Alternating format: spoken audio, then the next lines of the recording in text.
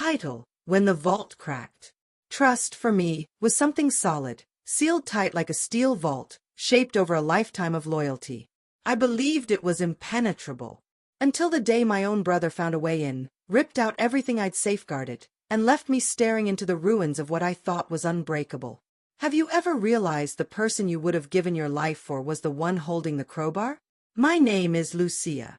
I'm 35, a forensic accountant at Sterling & West. Numbers have always been my truth. Pure, structured, incorruptible. A decimal out of place means something. A balance sheet never lies. I built a career out of uncovering financial deception. I just never imagined my latest case would be my own blood. 6 months ago, the ground shifted under my feet. My mother, Elena, was diagnosed with stage 4 pancreatic cancer, the kind that devours hope the way fire consumes dry leaves. I didn't hesitate. I transferred $90,000 straight from my savings into an account I created for her medical care. "Nico," I said to my younger brother over the phone, my voice composed, "use it for whatever she needs. Every cent is for her treatments." Nico lived about an hour away from Mom's little house in Willow Creek, close enough to handle the doctor visits, the medication, the logistics. I relied on him. After all, he was more than a brother to me. He was like a son. I'd stepped in after Dad passed away from a heart attack when I was just 16, and Nico was 10. I'd helped him through community college, bought his first suit when he started interviewing for jobs, even covered the down payment on his condo. He kept me updated through texts. "Mom's trying a new chemo. The doctor's hopeful." I believed him. Why wouldn't I? His words were my bridge to Mom across the miles.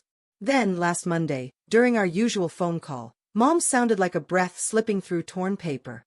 "It's getting worse, Lucia," she whispered. "They won't book the next round until we pay something." The mug in my hand dropped and shattered on the kitchen tile. "Pay what?" I asked, heart racing. "I already sent $90,000 for your care." A long pause. Then she spoke, soft and uncertain. "Sweetheart, I haven't seen a penny." By morning, I was at Crescent Trust Bank. The echo of my heels on marble was loud, sharp, like something about to break. Mr. Carver, the head of security, handed me a USB with a look that said he already knew what I was about to find. "Are you sure you want to see this, Miss Rivera?" he asked. I nodded, unable to speak. The security footage was grainy but clear enough. March 22nd, 1:47 p.m. Nico, wearing a charcoal gray suit I didn't recognize, handed over a document across the teller's desk. It bore my signature. Only it wasn't mine. A forged power of attorney. 20 minutes later, he walked out with a cashier's check. The full amount.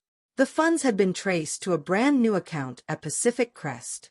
Within weeks, it was drained, poured into car dealerships, high-end jewelry, and a shady crypto platform already under federal investigation. That same evening, a message popped up in our family group chat. "Urgent meeting at Mom's house. 7 p.m. Her bills are overdue. Everyone needs to pitch in." I drove the 3 hours with white knuckles on the steering wheel, every mile tightening my jaw. Mom's living room smelled like lavender candles and something faintly medicinal. She looked smaller in her favorite chair, pale, hollow-cheeked, her eyes flitting nervously between us. Nico stood near the couch. His wife, Clara, sat beside him, a glittering pair of new diamond earrings dangling from her ears. Sophia, our sister, perched on a bar stool, her husband Leo lurking just behind her. Aunt Carla and Uncle Ray, who had driven in from another town, wore stiff expressions of concerned confusion. Nico began, voice full of forced sympathy. "You're the one with the big job in the city, Lucia. Mom's drowning in expenses, and you've done nothing." Sophia jumped in. "You said you'd handle her treatments. So where's the money?" The room started to hum with accusations, all directed at me. Clara dabbed at dry eyes that hadn't cried. Aunt Carla muttered about my salary. Mom looked overwhelmed, hands twisting together in her lap. I placed my laptop gently on the coffee table, like a scalpel on a tray. "If we're going to talk money," I said calmly, "let's look at something together." Nico's attention snapped to the screen as I connected the HDMI cable. "What's this?" he barked. A crack in his composure. I met his eyes, unblinking. A message from Crescent Trust. The video played. Nico adjusting his tie. Nico sliding over the forged document. Nico accepting the check. Silence fell like a curtain. Faces turned pale, eyes wide. Nice suit, I said. March purchase, wasn't it? Right after you drained Mom's medical fund. Clara instinctively touched her earrings. Sophia opened her mouth, then shut it again. I reached into my bag and pulled out transaction records. My tone was clean, sharp, no room for misunderstanding. 40 grand to Willow Creek Auto. That shiny new SUV outside. 25 to the jeweler, for Clara's little upgrade. 20 more to a crypto site, the one now being reviewed by the FBI. I paused. Any of this ring a bell, Nico? Then, from the corner, Mom's fragile voice cracked the silence. Nico, what did you do?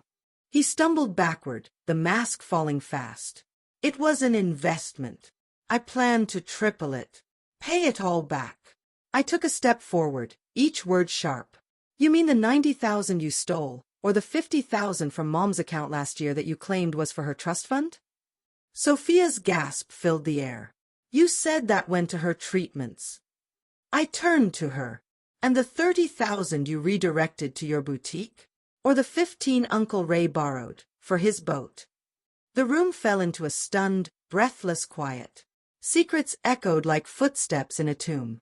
Then Clara stood up, voice trembling but clear. I can prove it. The texts, emails, transfers. He forged my name too. I'll turn it all over. Just keep me out of the fallout. Nico lunged, panic twisting his face. You snake! I stepped between them, my voice cold steel. Touch her, and I call the district attorney. Immediately. I laid out the conditions. They'd confess in writing. Repay the full amount, with interest. Hand over anything they bought with the stolen cash. Nico tossed his SUV keys into my palm. Clara removed her earrings and placed them beside them. I'd already moved fast to secure Mom's home, preventing a fraudulent loan Nico tried to slip through. Her care was fully funded again, placed in a protected account only she and I could access. As they signed the papers, their hands trembled. Their lies laid bare under the unrelenting light of truth. I knelt beside Mom and held her fragile hand in mine. I'm so sorry, I whispered. I should have verified everything myself. Her eyes glistened, but her gaze held nothing but love. You trusted him, Lucia. So did I. Trust is a fortress. But betrayal, it finds the cracks. I'm rebuilding what was lost. Brick by brick. But it will never feel the same again. Have you ever been betrayed by someone you'd give your heart to? Someone you called family? Tell me in the comments, how did you survive the wreckage? Because I'm still learning how to hold the pieces without cutting myself.